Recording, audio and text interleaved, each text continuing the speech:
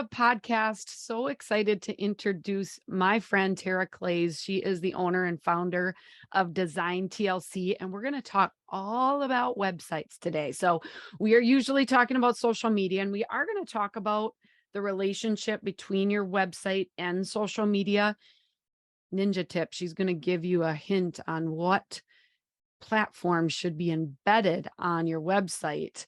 It might not be what you think. So that's going to be really good. But Tara's going to talk about, some of her work that she's done with schools all over the world. She's going to talk about what schools are getting wrong when it comes to your website. She's going to talk about some trends, some must-haves on your website, and how to incorporate storytelling. And she's going to give a big release on what you actually don't really have to do. So you are going to want to listen. And then she is going to share some really helpful tools. You guys are going to want to dig in to the show notes because she's got some really helpful resources there to help you look at what your website is, maybe what it isn't, and do some work there. So I'm excited for this week's episode. Getting expert help like from Tara with websites is important. And I run Social School for EDU. That's the company that I serve. And the biggest way that I help schools is through our membership program. So we deliver a lot of free content like this podcast, like some helpful blogs, but where we really dig in and do the work is inside our membership group because you need training, you need support, you need resources. Jason Laz is one of our outstanding members. He's out of Troy CSD in New York. And he recently shared this kind of as a testimonial. He said, social media becomes infinitely more powerful when you can harness the collective thinking of a membership group like this. The shared ideas, inspiration among the group is one of the most valuable tools in my toolbox. I don't believe anyone can truly be a successful social media manager on an island. Thank you, Jason, for that awesome testimonial. And if you feel like you're on an island, if you feel like you don't have, the support and the inspiration and the tools to do your job well, come on, get on board. I've got a link in the show notes. You can check out socialschoolforedu.com, join the membership group. Just ask your superintendent, ask your supervisor, can I be a part of this group for a year? And see what it does to our social media presence. I know that if you put in the work and the time with the resources we provide, it's going to be better. And that's going to help you attract and retain more students, which means more money for your school. So it's a great investment. Come along. It's the best way that I can support you through this school year. Now, let's get to a free tip, right? We give a free weekly K-12 PR tip here every week. Let's get to that. All right, today's K-12 PR tip is for all of you folks that have people that submit social media content to you through a form. Now, I don't recommend this, actually. I think it's much easier for folks just to know an email address and to email you pictures or videos with a little description. But some of you have had success and want to use a form so that you make sure you get all of the information, which is fine. But it's a trick to make sure that people know where to find the form. So I've got a trick for you. It's the ability for people on their mobile device to share a link to the form or save that link to their home screen. So if you have, for example, a Jot form or a Google form, show your staff how to go to that form. I hit the little up arrow where it gives me the option to email it to people or to send it by direct text message. If you scroll down on my iPhone, I have a add bookmark, which is what I was thinking at first, but actually you can add the link to your home screen. You guys, show your staff how to add that link to their home screen on their phone so that it makes it even easier for them to submit content to you. Again, I really recommend using an email address, but if you are using a link to a form that you want them to use, get them to save that link to their home screen I have an iPhone. I'm sure it's similar on an Android. Get your staff and actually give them time to save that to their phone. I bet that you will get more social media submissions. All right, now let's get into talking all about websites and some really great tips from Tara Claeys. So let's get started. Welcome to the podcast. How are you this morning, Tara? I am great. Thanks so much for having me on. I'm flipping the script a little bit because just a few months ago, I was on your podcast, and we thought it would be so much fun to have you get introduced to all of my listeners. So today we have Tara Claeys, and she is the owner of Design TLC. So I'd love for you just to introduce yourself, share some of your background and what you focus on with your work. Sure, thanks. So Design TLC is a WordPress website agency. We make websites for small schools mostly and nonprofits, education-focused nonprofits using WordPress, which is website platform software. It's called open source, which means anyone can contribute to it. And the basic core elements, pieces of it are free. It's the largest platform in the world for websites. Over 35%, I think now, of websites are built with WordPress. So it's a great solution for small schools, especially because you can do a lot with it and it's very affordable. So we love to work with small schools for that reason, because we really can tailor their website to their personality and to their needs of what they need to do. And there are some, consistent elements that lots of schools have in common. So we can incorporate those nicely with using WordPress. Um, and I have a marketing background and a design and communications background. So I worked in advertising before computers were a thing, and then in marketing for a bit as well, and then had a couple of kids and started my own sort of cottage industry business doing some stationery and design work. And then built my own website and decided I really liked that. And as computers became more of a thing, I really kind of dove into the tech. So trained myself in coding and development and got very involved in the WordPress community, and built websites for all kinds of businesses over the years. And then about 2 or 3 years ago, I started really focusing on schools because I had done a lot of school and camp websites, and I really loved working with those organizations and with the people in those organizations. It was a good fit for my skill set and my interests and passions. So we only work now with schools and education nonprofits. Oh, that's awesome. For only the last couple years, you've been focused on schools. Yeah, about 3 years ago, we pivoted and started only working with schools. We had been working with some schools and nonprofits before that, to a large degree. So when I kind of thought about specializing and just niching down, as they say in the entrepreneur space, I kind of just looked at what I liked and just really decided to focus on this industry. Yeah. And how long ago did you dive into doing websites then specifically? 2010. So Okay. it's been a while. Yeah. Yep. Yeah. And my first website and my current website for me is on WordPress. Of Yeah. course, learning how to do it yourself is a little bit challenging, but you dove into that and loved it.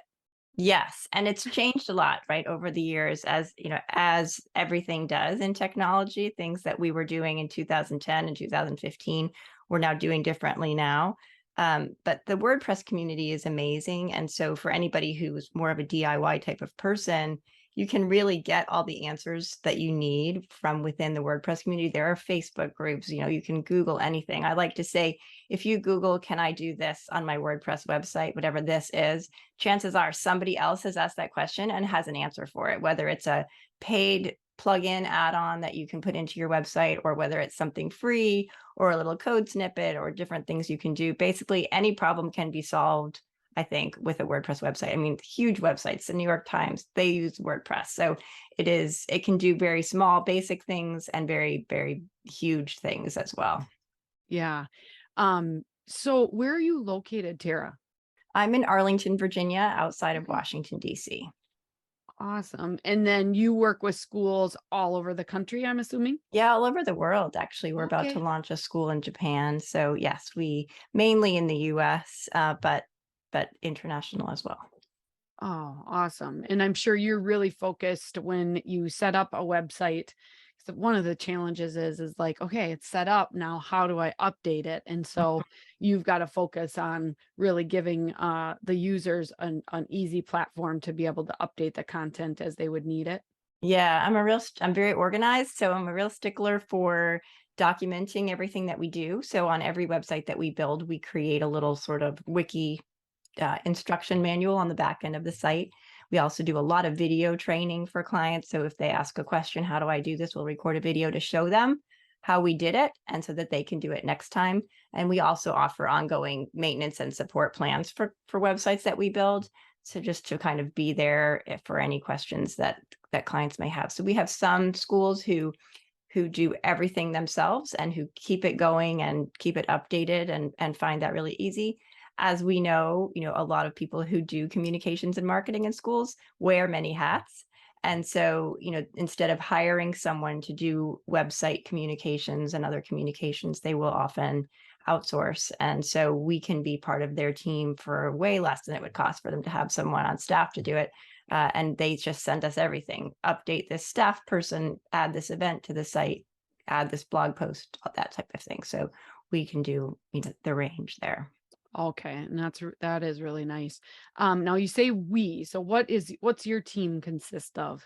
So I'm the owner and the founder, and then I have a team of 3 or 4 people who work Okay. with me. So I have Lauren who works with me. She's my main support customer service assistant, and she is amazing. So she hops on any support requests that come through, and I back her up on those. And then we have a designer and 2 other developers who can also handle higher level support requests. Okay, awesome. So you talked about kind of niching down into the school market. Where does that passion kind of come from? I think having been sort of my main job was being a mom when my kids were young and as they grew up. And the business that I had when they were young was creating stationery that was made for children mainly. So it was customized, personalized stationery with cute little kid characters that I trademarked and developed. So I've always had this sort of connection with happy kids and love thinking about that and communicating sort of a happy message. And I find that working with, for example, when I worked with personal coaches, life coaches, and accountants and law firms, that didn't feed my need for this sort of happy content, this enrichment type of mentality. You can only do so many stock photos of people shaking hands over a conference room table before it really gets not fun for me. For many people, that is what they like to do. I really liked working with content that has images of kids learning and playing and that type of thing. So just my own personal interest, I like working with that type of content. I also feel like I'm really good at it. So I was a very engaged mom. My kids went to public and private schools. My community has a lot of school options. I have a friend who started a school. So I kind of feel a very strong connection to this industry and this environment. And then also I'm pretty active volunteer and community member. So working with nonprofits, and many small schools, as you know, are also nonprofits. So there's a connection there as well, just with the idea of helping to make the world a better place. And when you work for yourself, as I've chosen to do, I have the option to choose what I want to work on. And I like to work on things that have that sort of purpose-driven underlying message behind them. So it's a privilege to be able to make that choice for sure. Yeah, and you're in the right room right now with me because that is like it just fires me up that Yeah. I get to do this every day and celebrate the great things that are happening and serve other moms like me and giving them the stories that they want to see. Obviously, mine on social media, yours with websites, and every school obviously needs a website. But you've seen a lot of websites over the years, and when it comes to websites, what in your eyes, like, what do many schools get wrong? Yeah. Well, I think the first thing that schools come to us for is that their websites are out of date. that the content, they'll say these children on the hero area of our website are out of college now, right? And they're still on there from first grade. So updating content can be really hard to do, which is an indication that they don't have anyone helping to support them because they are overwhelmed, or they don't have enough control over their website, or they don't know how to update it. So that's one of the things that out of the gate, I think a lot of schools are dealing with their websites, is that they're not updated. So the content is out of date, that type of thing. And it's a big challenge, especially if the person who built it is no longer there and the new staff doesn't know how to do it. So that's the biggest, I think, pain point that schools have with their websites. Beyond that, what we see as professionals is, the branding and the messaging on the website isn't aligned with the school or isn't professional. So not having a logo that represents your school. It doesn't have to be a fancy logo with an icon, but even just typeset that's crisp and not blurry, that's not an image, that is actually readable by Google. So, we pay a lot of attention to the quality of the images on a website, and that is often a big issue, is image quality, because it takes some time to optimize it and make it look good on a site. So branding also that doesn't match the personality of the school. So, sometimes if it's a do-it-yourself type of project, the person who built it did their best, but really didn't have a sense for how the way that a website looks and the words on the website need to relate to what the school is actually about. So helping to identify what makes a school different and communicating that, so that it means something to visitors who are coming to the site and families who are looking for a school like yours. Those are a couple of big things that we find. Broken, SEO things. I could go on and on about things like broken links and SEO issues, things that don't load quickly, that type of thing, are sort of technical things that we find are wrong too. And you've been doing this websites for a while, from back in 2010. Every school knows they need a website. I have seen kind of this transition of everything has to go on the website. And then really feel like the trend now is limiting some of that information that's on the website because it gets outdated.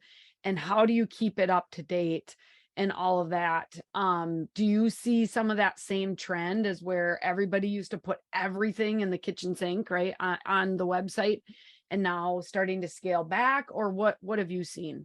Yeah, I mean, there's definitely, I'll say, and in air quotes, there's a formula that that trends with school websites. So we see some of the same types of information on most school websites that have up to date, designs, things like testimonials and statistics and sort of links to your different programs. So there's some basic information that doesn't necessarily need to be updated often, that many schools have on their website. And if you want to be on a level playing field with the other schools that you're competing with, you need to probably think about having some similar information on your homepage. But the one of the biggest issues that I just talked about that schools have with their website is that their images are not good quality and that they're out of date. And so if it's hard for someone to crop and optimize an image for their website, it's very different for a website than for social media like Instagram. There is a great opportunity to embed a social media feed, and we usually use Instagram, into a website, which allows the content to be very up to date, very fresh, and good looking. Because Instagram, you don't have to go in and make your photos cropped and everything. The photos that you put in Instagram, as you know, right, they look good, right? Especially if you have someone who's managing that for you.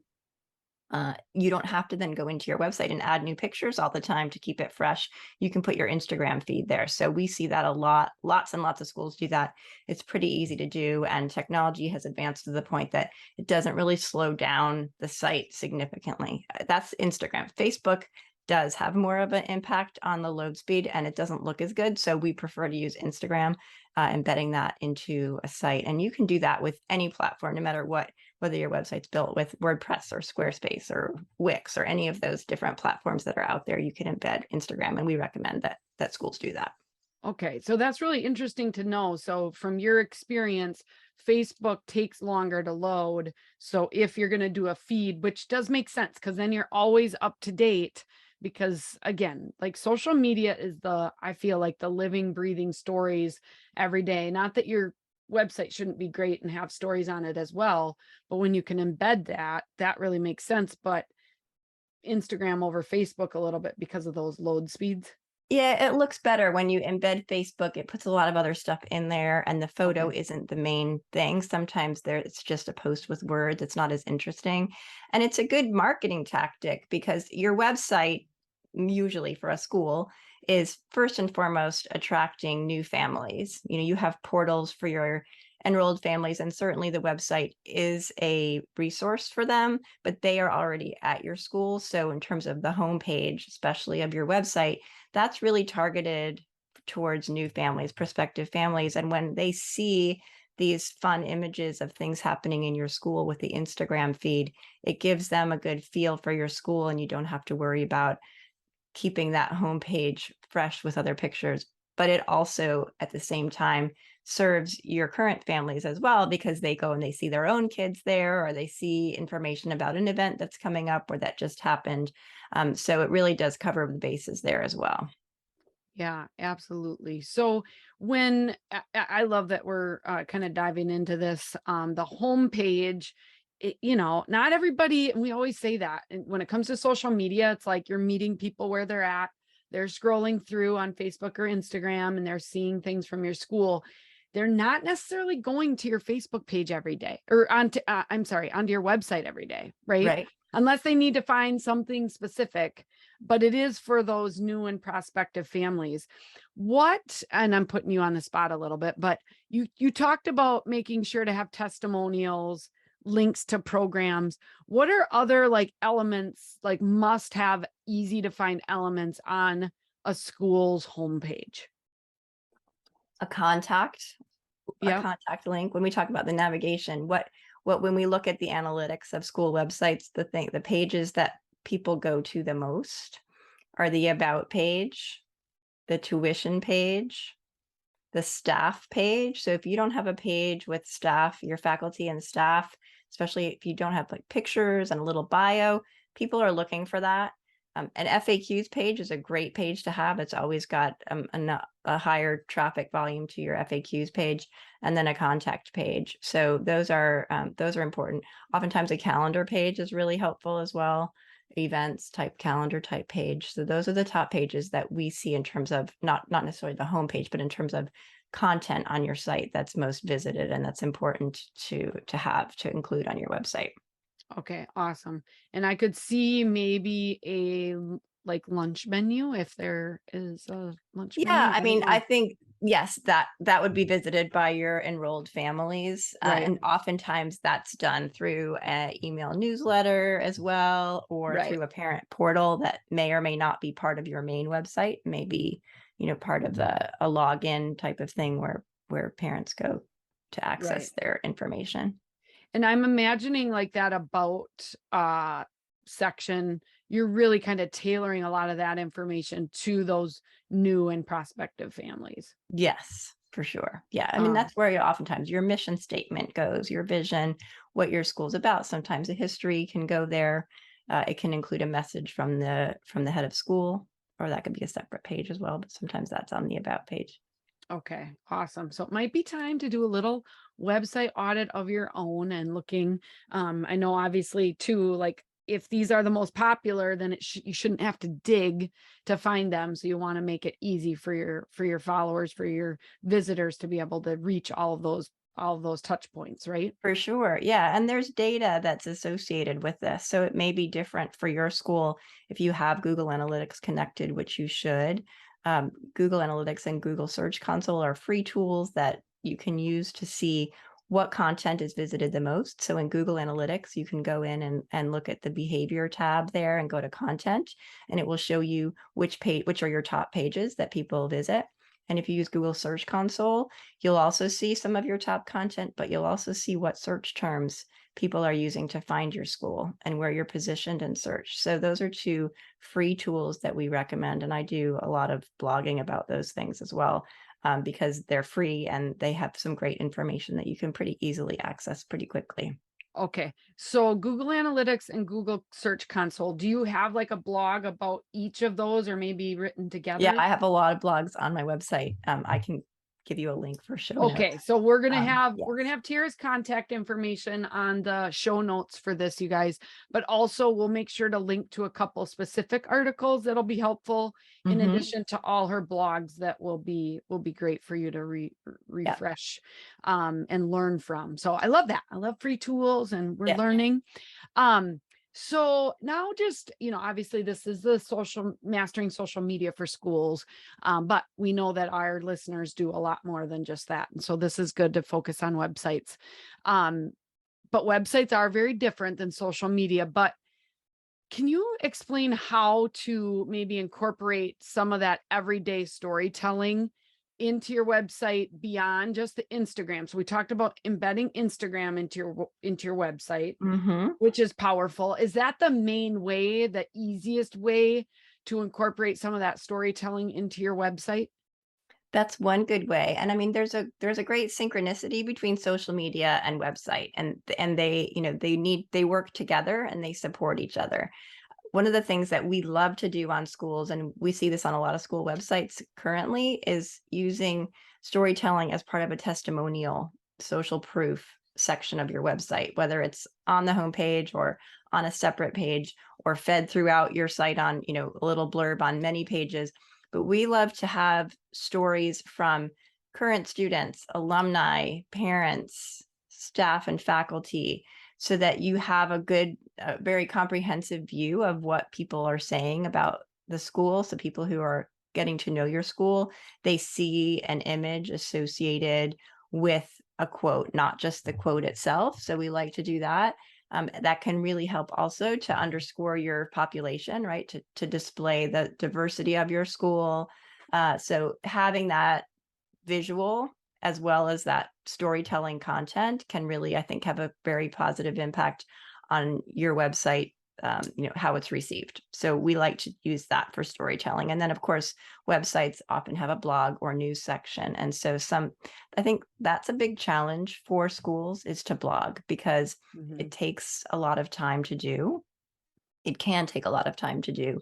And it's not necessarily a blog is not, we're having an open house next week or we're having a field day next week. That's not a blog post. That's an event post. They're very different. An event post is posted for something that's going to be happening. And then when it's over, we create it so that it automatically archives so that it's not still there. So that somebody doesn't come to your school next year, your school website, and think that there's an event next week on October 6th when it was last year on October 6th, right? So we try not to put content for upcoming events as blog posts. The blog post is used, we had a field day last week and it was amazing. And here are some great pictures. And here are some of the events that we did. And here's a quote from a student who really had a great time or whatever. That's the type of thing that's a blog post and an event. So it's a bit richer. It has more information in it, and it's there all the time as an archive.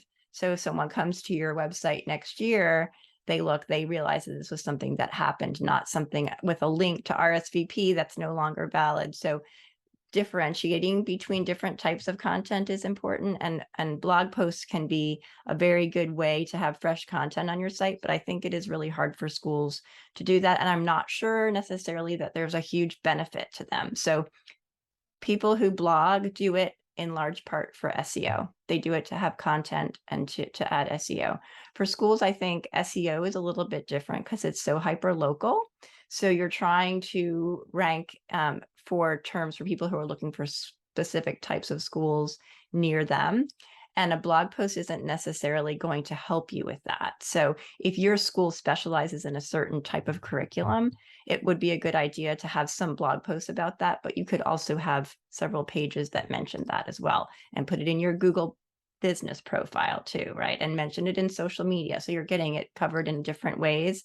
But blogging isn't necessarily something that we recommend for schools in terms of the value of the time and the return on investment for that time. Okay. That's important. Yeah. I mean, I blog and you blog because we're running a business and we're trying to give helpful information that hopefully lands us in the Google search.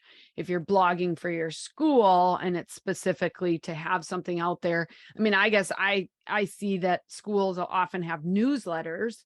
Right. That same, maybe message could be put in a blog on your website, but then it's like, who's going to visit that? Does it have a lot of value after the fact? If it doesn't, then maybe you don't want to, because I'm sure you've probably partnered with some schools that are like, yes, we want a blog. And then there's one post on there once a year. Right, exactly. That's what normally happens. And newsletters are a great way to stay in touch with your enrolled families. And that's a totally different thing than a blog. Right. You can make your blog into a newsletter. And I do that on my website, right? When I publish a blog, it goes out to my newsletter list. Right. But for schools, it's not really the same, because when you do it that way, it's usually one message and it's not formatted like a newsletter that you're building in a CRM type of thing, like Constant Contact or whatever your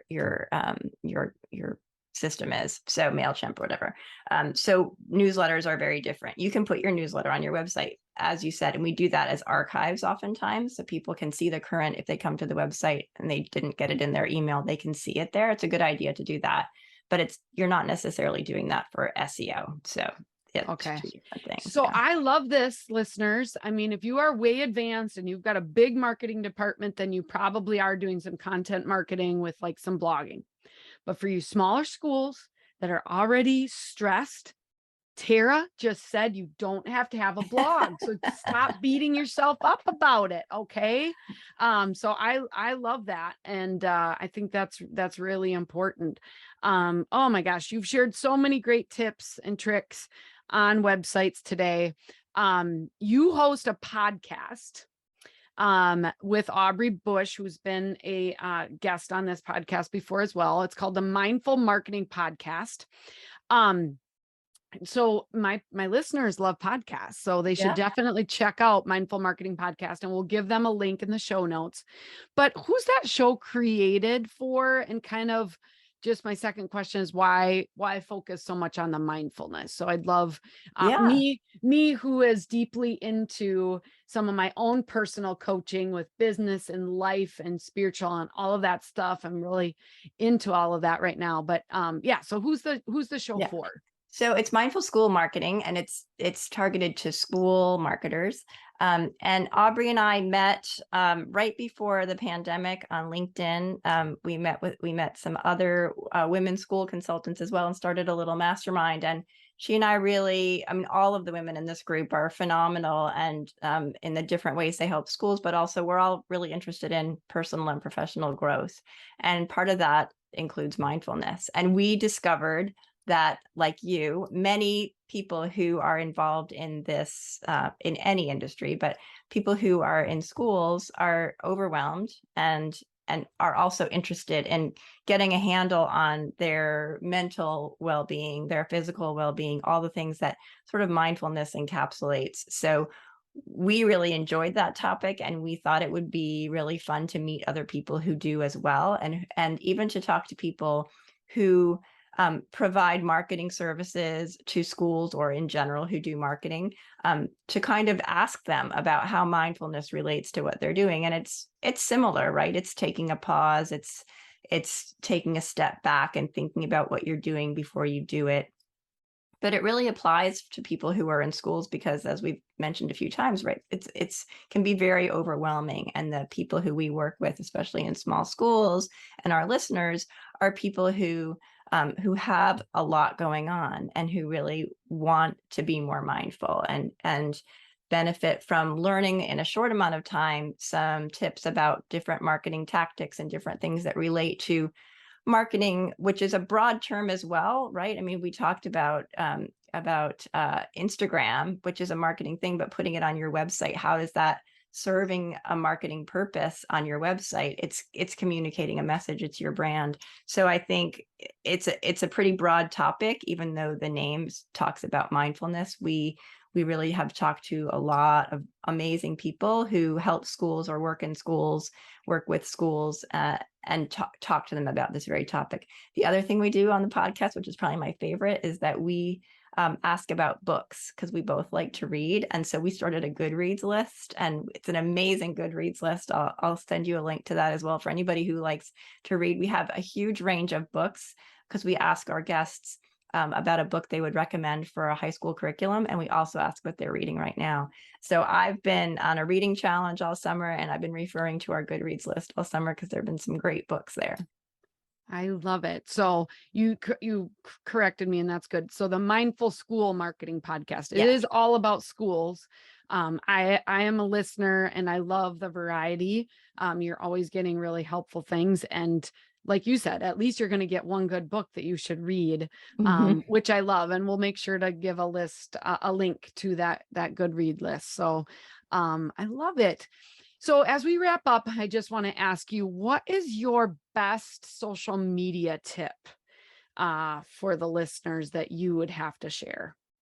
Well, there are two C's that I think about Okay. for social media. So be consistent and be careful.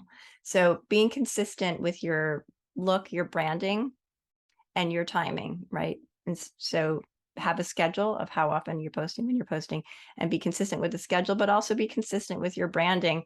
We see a lot of people who hand their social media off, as I know you do see this as well. And different people do it. And so sometimes it's red, and sometimes it's orange, and sometimes it's purple, and it uses this font and that font, and it doesn't look the same. And that really impacts your website, because if you have an Instagram feed and the pictures in your Instagram don't look like your website, it doesn't go together. So be consistent, and then be careful. I mean, social media is tricky. You can really shoot yourself in the foot if you make mistakes with it. So I think being careful and professional representing your school is really important. Being kind and thinking about being mindful about what you're posting is really important too. I love that. You tied in the mindfulness. So be consistent, be careful. And I love that you talk about consistency being timing and, getting the stories out there, but also the branding. Very important. Well, I feel like we could probably talk for another hour, but we just don't have that time, Tara. Thank you so much for hanging out with us. Now, if folks want to get in contact with you about maybe a website project, or maybe want to just ask you some questions or stay connected to you, what's the best way to do that? So my website is designtlc.com, and you can fill out a contact form. I love to hop on a call and answer any questions, give some quick feedback or tips or suggestions on websites. I love solving problems, doing technical things. So I'd be happy to connect with you on my website. You can also find me on social media. Design TLC for the number 4 web is my Instagram, and also Twitter. And I'm on LinkedIn as well. Tara Claeys, Claeys. Okay, awesome. Well, we're going to give them some of those links in the show notes so that you can stay connected, but designtlc.com, we probably got links to all of that there. I do. So thank you so much for hanging out with us. Thank you, Andrea. Thanks for leaning into this calling to help these small schools. Your expertise is definitely appreciated. And I wish you a great 22-23 school year. I can't believe I'm even saying that we're already there. I know. Mainly because I have a graduate, Oh, and my daughter and then my stepson both graduate this year. So it's hard to oh, believe. that's a big year. It Yes. Oh my is. gosh. It Well, is. savor every moment, having gone through that and well beyond it, I can say. Yeah, sometimes I drive past my daughter's high school, and I'm like, wow, I used to drive here all the time. Yeah. It goes, it goes out of your mind quickly. Yes, definitely. Well, thanks so much. And thank you guys all for hanging out and Thank you. Thanks, listening everyone. today. Thanks, Andrea. Yeah, we'll see you guys next time. Bye bye. Bye.